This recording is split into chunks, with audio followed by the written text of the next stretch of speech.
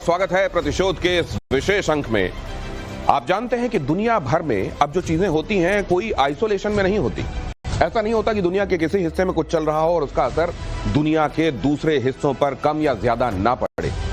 Iran और Israel के बीच में जो कुछ चल रहा है वो सिर्फ ईरान और इजराइल तक सीमित नहीं है, उसका असर पूरी दुनिया पर पड़ रहा है। और अब जानते हैं यहां पाकिस्तान और भारत ने तो स्पष्ट कर ही दिया है कि ऑपरेशन सिंदूर जारी है। प्रतिशोध की चिंगारियां कहां किस तरीके से इस समय विश्व भर में उड़ती हुई दिखाई दे रही हैं वो आपको दिखाता हूं। पहले इस खबर के साथ शुरुआत करता हूं और उसके बाद हमारे खास मेहमानों के साथ चर्चा करेंगे। इजराइल पर ईरान का जोरदार पलटवार। ईरान ने 150 बैलिस्टिक मिसाइलें दागी। 150, अंदाजा लगाइए, 150 बैलिस्टिक मिसाइलें। 6 बैलिस्टिक मिसाइलें तेल अवीव में गिरी, सैन्य ठिकानों को निशाना बनाया गया। ईरान ने कहा कि हमने केवल सैन्य ठिकानों को निशाना बनाया है। इजरायली रक्षा मंत्रालय पर अटैक का दावा भी ईरान ने किया। उन्होंने कहा कि हमने रक्षा मंत्रालय की इमारत को भी नुकसान पहुंचाया। हालांकि इजराइल की तरफ से इस तरह का कोई कंफर्मेशन या कोई स्वीकारोक्ति इजराइल की तरफ से नहीं है, लेकिन ईरान का दावा है। और आप जानते हैं ईरान के ऊपर खासा प्रहार इजराइल की तरफ से हुआ है। उनके 20 से ज्यादा वैज्ञानिक और 9 कमांडर, अलग अलग हैसियत में काम करने वाले 9 कमांडर्स, ये बहुत बड़ा ब्लो था ईरान के लिए। और इसलिए ईरान ने इसको ऑपरेशन ट्रू प्रॉमिस 3 का नाम दिया। और उसके बाद ये हमला जिसको आप यहां पर देख रहे हैं, और इसमें दावा यह किया गया कि हमने इजराइल को बहुत नुकसान पहुंचाया। हालांकि इजराइल की तरफ से कहा गया है कि हमारे कुछ सैनिकों को मामूली चोटें आई जिनको फर्स्ट एड के बाद छुट्टी दे दी गई। और यह कहा गया कि 3 लोगों की, 3 नागरिकों की इसमें मौत हुई है। और इसमें यह स्पष्ट दिखाई देता है कि ये एक रिहायशी इलाका है। ये शहर का वो इलाका जहां रिहायशी इमारतें आपको दिखाई दे रही हैं, वहां पर यह अटैक हुआ है, इसमें कोई दो राय नहीं है। हमारे साथ कॉमोडोर बहल यहां इस चर्चा में जुड़ चुके हैं। एयर मार्शल पीके श्रीवास्तव हमारे साथ इस चर्चा में है और मेजर गौरव आर्य अगले 30 सेकंड के अंदर अंदर आपके सामने नमूदार होंगे। लेकिन सबसे पहले जरा ये समझ लें हम, पीके श्रीवास्तव सर, ये अचानक आप लोग बात कर रहे थे आज से 2 दिन पहले कि अब अगर यहां पर प्लग नहीं किया गया तो ईरान हाथ से बाहर चला जाएगा। और ऐसा लगता है कि अथॉरिटीज भी इस बारे में विश्व भर में शायद सोच रही थी, कम से कम इजराइल में सोच रही थी। अब ये जो हुआ है, क्या ये आपको निर्णायक दिखाई देता है? क्या आपको दिखाई देता है कि ईरान की जो महत्वाकांक्षाएं हैं उसको वाकई रोकने वाला ये फैसला, ये ऑपरेशन है, या कम से कम चेतावनी देने वाला है? बस दिनेश, एक बात तो पक्की है जो कि इजराइल ने तय कर रखी है कि ईरान के पास एटम बम नहीं होने चाहिए। अगर वो होते हैं तो इजराइल को पक्का पता है कि उसका इस्तेमाल सिर्फ उसके ऊपर किया जाएगा। और ये जो है, और इजराइल के पास इतना क्षेत्रफल नहीं है, इतना एरिया नहीं है कि वो रियली एटम बम से अपनी वो कर सके। इस वक्त जो है 408 किलोग्राम यूरेनियम उनके पास है। सर मैं तो दिए समझना चाह रहा हूं, 60% वो प्योरिटी पर है। अगर वो डर्टी बॉम्ब भी बनाते तो बड़े बनेंगे, हाँ। लेकिन बन सकते हैं। और ईरान के पास एक और क्षमता है, उनके पास मिसाइल्स हैं, हाइपरसोनिक मिसाइल्स भी हैं, जो टेक्नोलॉजी तो रशियन है लेकिन उससे बनी हुई है, तो अभी उसको फेंक भी तो अभी कुछ देर के लिए ये मानते हुए, इसलिए उसको ये घातक हमला, जैसे हमने पिछली बार हम लोगों ने कहा था, ये जरूरी है कि उसके इंफ्रास्ट्रक्चर पर, हाँ। जो कि एटम बम बनाते हैं, लीडरशिप पर, और जो उनकी सैन्य अधिकारी जो इसमें इन्वॉल्व हैं, उनका समाप्त होना या उनको खत्म करना इजराइल ने अपना मुहिम बना रखा है। तो अगर ये मुहिम है और अगर फिलहाल ये माने कि इजराइल और ईरान तक ही ये सीमित होने वाला है, और दोनों को आप कंपेयर करते हैं, कौन कहां दिखाई देता है? मुझे लगता है कि एक छोटा सा मैं एग्जांपल दे देता हूं। अभी आप देख रहे हैं ईरान ने खुद ये कबूल करा है कि 200 इजरायली जहाज ईरानियन एयर स्पेस में थे। 200, ये खुद कह रहे हैं वो लोग कि 200 थे। एक जहाज नहीं मार पाए वो, एक जहाज, और 200 आए, अपना काम करके वापस निपट गए।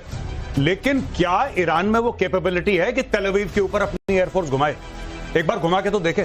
बैलिस्टिक मिसाइल और ड्रोन एक अलग बात है, फाइटर पायलट के साथ एक जहाज भेजना, दैट्स अ सेपरेट, वो अलग मैटर है ऑल टुगेदर। और मुझे नहीं लगता कि ईरान में ये काबिलियत है, पहली चीज। दूसरी चीज, ईरान के ऊपर इतने सैंक्शंस हैं कि ईरान का बहुत सारा माल अच्छा जरूर है, लेकिन वो जुगाड़ का है। They cannot beat the Israelis in technology, हो ही नहीं सकता। तो ये कंपैरिजन, ये तुलना बड़ी आवश्यक है समझने के लिए कि इसका आउटकम आगे क्या हो सकता है। ईरान के अटैक से इजराइल को भारी नुकसान हुआ है। अगली खबर देखिए, तेल अवीव और यरूशलेम में इमारतें गिरी, बहुमंजिला इमारतें गिरी, कारों को नुकसान, 2 लोगों की मौत, 90 से ज्यादा लोग घायल बताए जा रहे हैं। कहीं पर ये कुछ सोर्सेस के हवाले से ये 2 लोग बताए जा रहे हैं, कई सोर्सेस 3 लोग बता रहे हैं। कम से कम 2 से 3 लोग तो निश्चित रूप से इसमें मारे गए हैं, 90 से ज्यादा लोग घायल। क्या ये इजराइल एंटीसिपेट कर रहा होगा कमोडोर बहल की ये इस तरीके से पलटवार करेंगे और इतना नुकसान तो कम से कम होगा? बिल्कुल, वो एंटिसिपेट तो कर रहा था, इसलिए उनके बहुत सारे सिस्टम है, जैसे थार्ड है, जैसे कि आयरन डोम है, एरो सिस्टम है, पैट्रियट भी है। एक पैट्रियट का उन्होंने बोला, ईरान ने क्लेम किया कि वो डिस्ट्रॉय किया, लेकिन उससे कोई फर्क पड़ने वाला नहीं। थैड की 2 बैटरीज है। क्या होता है कि जब हम एक एयर स्पेस को सैचुरेट करते हैं, सैचुरेट का मतलब बहुत सारी मिसाइल्स भेजते हैं, ड्रोन्स का कोई इफेक्ट नहीं हुआ, 100 के करीब गए, ज्यादातर ड्रोन्स को शूट डाउन कर दिया गया। लेकिन जब हम 50 से लेके 100 से लेके 150 मिसाइल्स तक अगर हम भेजते हैं एक शॉर्ट पीरियड ऑफ टाइम के अंदर, तो वो सैचुरेट कर देती हैं। इसका मतलब है कितने भी अच्छे इंटीग्रेटेड एयर डिफेंस सिस्टम हो, उसमें से कुछ मिसाइल जो है निकल जाएंगी। और यही हुआ है। आज हमारे साथ थे इजराइल के एम्बेसडर, उनसे हमने ये प्रश्न पूछा कि क्या उधर ईरान के अंदर कोई डीपली आपने अपने कमांडोज को भेजा था, और अगर कमांडोज को भेज के क्या आपने उनके रेडार और एयर डिफेंस सिस्टम्स उड़वाए थे ड्रोन से, जैसे कि किया गया था यूक्रेन में किया था बॉम्बर्स का, रशियन बॉम्बर्स का, स्पाइडर वेब में? उन्होंने कहा हाँ। आज पहली बारी उन्होंने ये चीज को, ये तो बहुत बड़ी खबर है। इसका मतलब यह है कि एयर डिफेंस सिस्टम अगर ईरान के पास है भी, तो एयर डिफेंस सिस्टम को इससे पहले कि वो रोल प्ले करते उनको इनर्ट कर दिया गया था। ये खबर देखिए जरा, ईरान के एटमी ठिकानों पर फिर से अटैक। शुक्रवार देर रात इजराइल ने हमला किया। नए इजरायली हमलों में 60 और लोग मारे गए। इजरायली हमले में अब तक 138 लोग मारे गए हैं। और इजराइल गार्ड्स जो रक्षा मंत्री हैं, उन्होंने तो ये स्पष्ट कर दिया है कि अब ईरान इसके लिए तैयार रहे। एक्चुअली ईरान को इसका अंदाजा होगा क्या कि ये होने वाला है और इतना बड़ा होने वाला है? देखिए, बहुत बड़ा ये ब्रह्मचलानी है, बहुत बड़े कमेंटेटर हैं जियोपॉलिटिक्स में, और भारत की जो न्यूक्लियर डॉक्ट्रिन है जी, उनमें भी उनका भी हाथ है उसको लिखने में। ब्रह्मचलानी साहब का एक ट्वीट है जिसको पूरा मीडिया डिस्कस कर रहा है, और आज मैं उस ट्वीट के बारे में बताता हूं। उन्होंने बोला है कि ये डिसेप्शन था बहुत बड़ा, जिसको भेद कहते हैं। अच्छा, ये भेद करा कैसे? ट्रंप ये चूरन देता गया ईरानियंस को कि बेटा तुमसे हम बात कर रहे हैं, तो आओ बैठो बात करो। तो लोग बात कर रहे थे। अच्छा, ये कल जो आने वाला संडे है, कल फिर से एक मीटिंग होने वाली थी। अच्छा। स्टीव विटकॉफ है जो अमेरिका का रिप्रेजेंटेटिव, वो उसके साथ ईरानियंस को बैठना था और शांति वार्ता होनी थी। ये शांति वार्ता के लपेटे में ला के इन लोगों ने ठोक दिया ईरान को रात को। ये स्टोरी है बैकग्राउंड की। ये पूरा पहले बोला कि देखो हम शांति वार्ता, और ट्रंप क्या ट्वीट करता है? ट्रंप ये ट्वीट करता है कि मैंने तो तुम्हें बोला था, देखो कि मैं तुम्हें 60 दिन की मोहलत देता हूं, और फिर कहता है आज 61वां दिन है। आज 61वां। हाँ, लेकिन मेजर गौरव आर्य, आप जो कह रहे थे कि स्पाइडर वेब को बड़े तरीके से स्टडी किया गया है जी, स्पाइडर वेब में भी यही हुआ। अगले दिन शांति वार्ता होने वाली है, उसके पहले यहाँ पे देखिए हरकत की गई थी। कुछ खास तरीके से स्टडी करा इन लोगों ने। हाँ, बिल्कुल खास तरीका। मेरे को एकदम पैटर्न वही दिखाई दे रहा है जी, कि जब तक यहाँ पर झुंझुना, जैसे हम लोगों ने पहले जब मॉक ड्रिल यहाँ पर की, वो समझ रहे थे मॉक ड्रिल की जा रही है, और उधर अगले दिन काम हो गया था, सायरन वहां बज गया। उसी तरीके से यहाँ पर यह सोचा जा रहा था कि वार्ता होगी, और यहाँ पर बिल्कुल दिनेश भाई, इन लोगों ने क्या करा, मोसाद के कमांडोज गए ईरान के बिल्कुल अंदर चुपचाप, और काफी समय पहले से वही ट्रक्स, वही गाड़ियां इन्होंने ईरान के अंदर छुपा दी। अब हुआ ये कि जहां पे उनके एयर डिफेंस सिस्टम्स थे, जहां पे उनके रडार थे, जैसा सर ने बताया अभी, वहां पे थे, उन्होंने अपने जो वेपन्स थे साइट करे, और जैसे ही उनको पता लगा कि Israeli planes are entering Iranians air space, Tel Aviv से किसी ने बटन दबाया, ईरान के अंदर हथियार चला, वहां पे रडार गायब, वहां पे इनकी ये जो मिसाइल्स थी सरफेस टू एयर गायब। ये जब हो गया, ये मोसाद का ऑपरेशन था ऑल एंड ऑल। जब मोसाद ने ये ऑपरेशन करा, तब जाके इनको पता लगा कि भाई इनके तो 200 जहाज हमारे तेहरान के ऊपर घूम के बम मार के चले गए, हम कुछ कर ही नहीं पाए इन लोगों का। कैसे करते? जिनको करना था वो खत्म हो चुके थे। ये होता है पैर के नीचे से कालीन खींच लेना। ईरान के सुप्रीम लीडर आयतुल्लाह खमेनेई की धमकी, इजराइल को करारा जवाब दिया जाएगा। देखिए खबर, इजराइल कभी युद्ध से नहीं निकल पाएगा। अरे अगर इजराइल युद्ध से नहीं निकल पाएगा तो आप निकल जाएंगे क्या? बहरहाल खमेनेई कह रहे हैं कि इजराइल कभी युद्ध से नहीं निकल पाएगा, तेल अवीव को बर्बाद कर देगा तेहरान। अब इसके अलावा चारा क्या है ये कहने के अलावा? देखिए, मुझे तो लगता है कि with all due respect, he is a senior citizen, पर ये खमेनेई साहब मुझे लगता है he is a spokes person of Iran, he is not the, ये सुप्रीम लीडर कोई नहीं है। मुझे एक बात समझ में नहीं आती है, हर समय ऐसे बयान देते हैं, खून की नदियां बहेंगी, बारूद के ढेर में चिंगारी लग जाएगी, ये हो जाएगा फलान, और कर कुछ नहीं पाते। इन्होंने 150 बंदे मार दिए, इन्होंने 2 मारे। इजराइल का जो असली ताकत है उसका ह्यूमन रिसोर्स है। आपने बिल्डिंगें 10 बना ली, उसके पास अरबों डॉलर बने, दोबारा 10 बिल्डिंग खड़ी कर लेंगे। उनको थोड़ा ना दिक्कत है, दिक्कत तो आप लोगों को है, पहली चीज। दूसरी चीज, आपको पता है अमेरिकन डिस्ट्रॉयर्स ने इजराइल की मदद करी है। उनके जो ईरान के ड्रोन्स हैं, उनकी बैलिस्टिक मिसाइल्स उनको मार गिराया है। आपको पता है जॉर्डेनियन टाइम्स एक अखबार है, उसकी रिपोर्ट आई है कि जॉर्डन ने भी और यही 2024 में भी करा था। सऊदी अरब ने मारे हैं भाई ईरान के ड्रोन्स, ईरान की बैलिस्टिक मिसाइल जॉर्डन ने मारे हैं। तो फिर ये ईरान और इजराइल का तो मामला रह नहीं गया, बाकी सबकी इन्वॉल्वमेंट है। बाकी तो इन्वॉल्वमेंट है ही। तो फिर अगर ये बाकी इन्वॉल्वमेंट है तो क्या इसे वर्ल्ड वॉर की तरफ जाने वाला सिनेरियो भी समझा जाए क्या? फिर ये असल में ब्लोइंग आउट द प्रोपोर्शन हो जाएगा सिचुएशन का। इजराइल से संघर्ष के बीच ईरान ने दिखाए वेपन, ईरान ने अपने अंडरग्राउंड हथियार दिखाए, घातक मिसाइल और ड्रोन की नुमाइश की। इजराइल ने अमेरिका से मांगे बंकर बस्टर बम। ये मुझे लगता है दिखाने की जरूरत तब आपको पड़ती है जब असल में आपके पास करने वाली स्थिति उतनी होती नहीं है। पीके श्रीवास्तव सर, ये यहां पर यही दिखाई दे रहा है। हम इस सिचुएशन से इजराइल को निकलने नहीं देंगे वॉर से, और ये कि बाकी सब की इन्वॉल्वमेंट है, सिनेरियो क्या है? ये इस तरह की आपने सारी चीजें देखी थी ऑप सिंदूर में भी, कि हम बम मार देंगे, हमने ऐसे नहीं रखा है, हम छोड़ेंगे नहीं, हमारे पास भरे पड़े हैं, कहां है पता नहीं चलेंगे। मतलब कई बम मुंह से गिराए जाते हैं। ये वही वाला फेज चल रहा है, डराने और धमकाने का। जब कोई इस तरह से बोल रहा है, इसका मतलब उसके पास असली माल नहीं है। जब असली माल होगा ये सब नहीं होगा, तब दिखाएंगे असली माल। तो अब ये एक चीज और बता दो, अभी एक हमारे ग्रुप कैप्टन साहब हैं जो आजकल एयरलाइंस के लिए चलाते हैं जहाज, वो कह रहे थे मैं 40,000 फीट 36,000 फीट पर जा रहा था और मैंने देखा कि जो ये F-35 हैं वो ऐसे घूम रहे हैं ईरान के ऊपर जैसे लगता है कि वो चहलकदमी कर रहे हैं। कोई किसी से डर नहीं है। जैसे गौरव ने बताया कि सारा एयर डिफेंस तो नीचे ही खत्म कर दिया, सुलेमानी को जब पटक के वैसे मार दिया था। तो ये क्या है, आप देखिए, पहले ये लीडरशिप को खत्म करते हैं, फिर जो सेना की लीडरशिप उसको खत्म करते हैं, और तब आते हैं इक्विपमेंट के ऊपर। तो अगली खबर देख लीजिए इसी बात पर। इजराइल के विदेश मंत्री का बहुत बड़ा दावा, अगर नहीं रोके हमले तो जल जाएगा तेहरान। ईरान ने रेड लाइन क्रॉस कर दी है, ईरान को भारी कीमत चुकानी पड़ेगी। इजराइल के रक्षा मंत्री ने कहा ईरान को अब कीमत बड़ी चुकानी पड़ेगी। ये बंकर बस्टर बॉम्ब जो लिए जा रहे हैं या मांगे जा रहे हैं अमेरिका से, एक तो मैं ये समझना चाह रहा हूं कि दूसरे देशों की जो इन्वॉल्वमेंट है वो क्या बता रही है, सिनेरियो ग्रेव हो सकता है क्या आगे, और बंकर बस्टर बॉम्ब क्यों?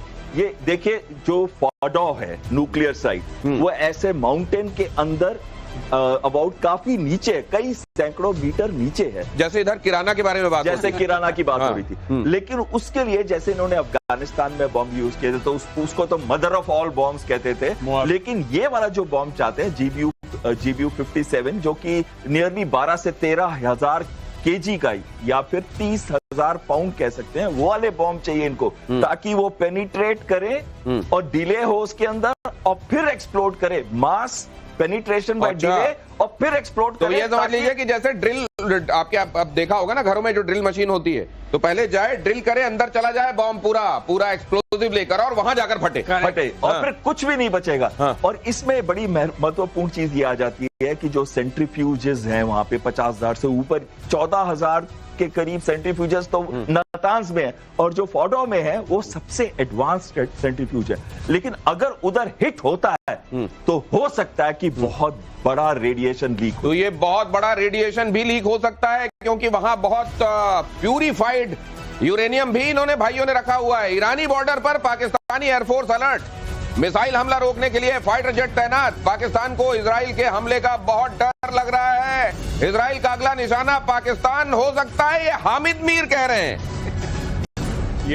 ये सुन लीजिए जरा, और उसके बाद मैं आपका कमेंट लेता हूं प्लीज। जो वो टिटेहरी याद आ रही है जो ऐसी औंधी लेटी हुई थी कि भाई साहब आसमान गिरने वाला है और मेरे हाथों पे इसको टिकना है, ये हामिद मीर वही कर रहे हैं। ये सब पता नहीं क्या, मैं कहना नहीं चाहता टेलीविजन पे। मैं एक बात कहना, ये पाकिस्तानियों की आदत है, खासतौर से लाहौरियों की, इनकी एक आदत है अपने आप को ओवर एस्टिमेट करने की, कि अब हमारे पास इजराइल क्यों आएगा? तुम लोग जाते हो भीख मांगने, इजराइल थोड़ा ना आएगा तुम्हारे पास।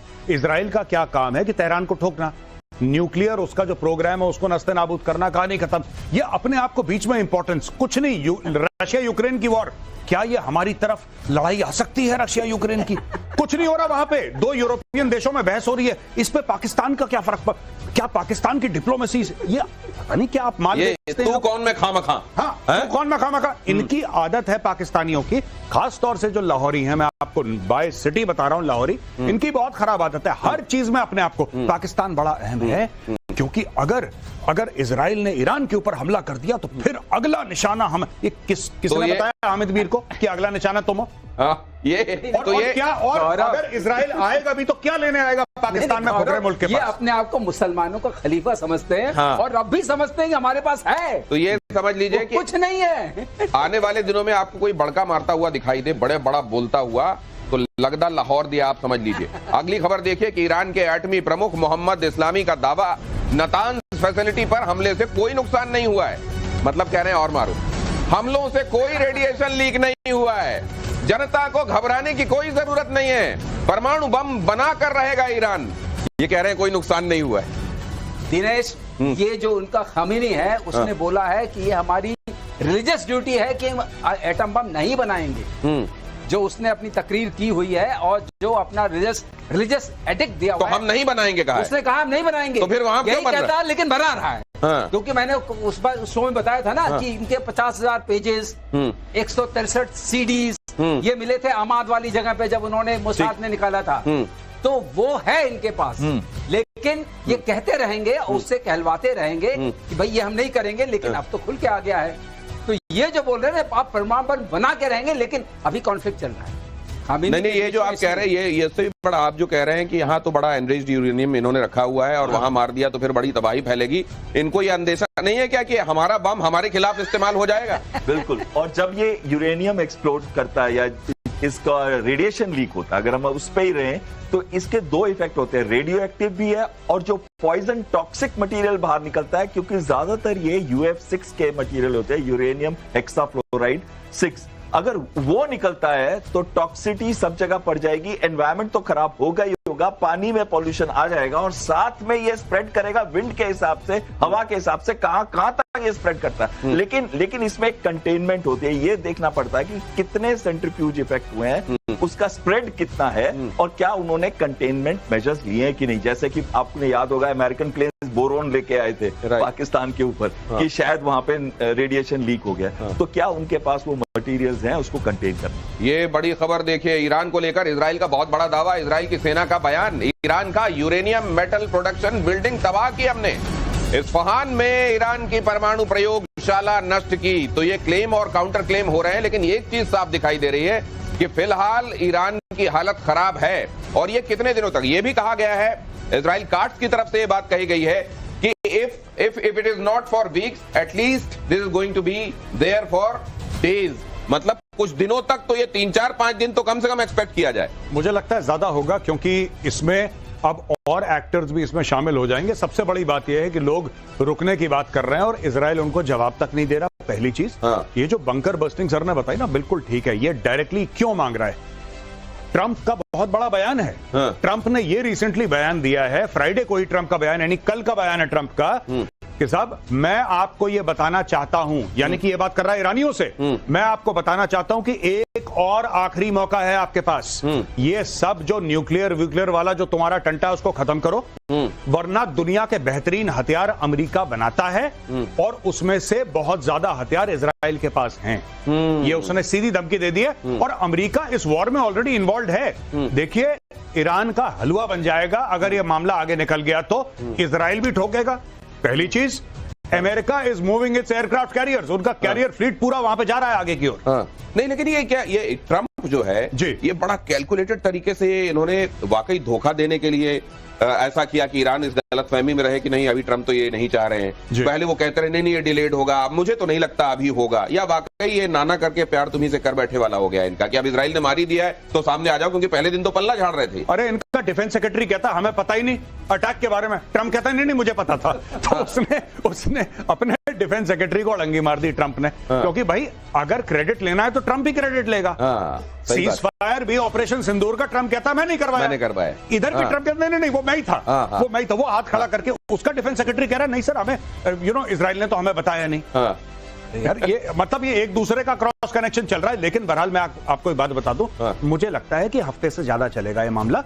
और ये अप एंड डाउन जाएगा और अभी शुरुआत हुई है इस मामले की, कब खत्म होगा नोबडी कैन से। तो अगर ये एक हफ्ते तक जाएगा, अप एंड डाउन चलेगा, तो क्या बाकी मुल्कों का भी इन्वॉल्वमेंट होता जाएगा, डायरेक्ट इन्वॉल्वमेंट? ये बड़ी खबर आपको दिखाता हूं। ये जो ईरान के साथ हम ये मुल्कों की फहरिस्त एक बार प्ले कीजिए जरा, ये बहुत अच्छा ग्राफिक आपने बनाया है।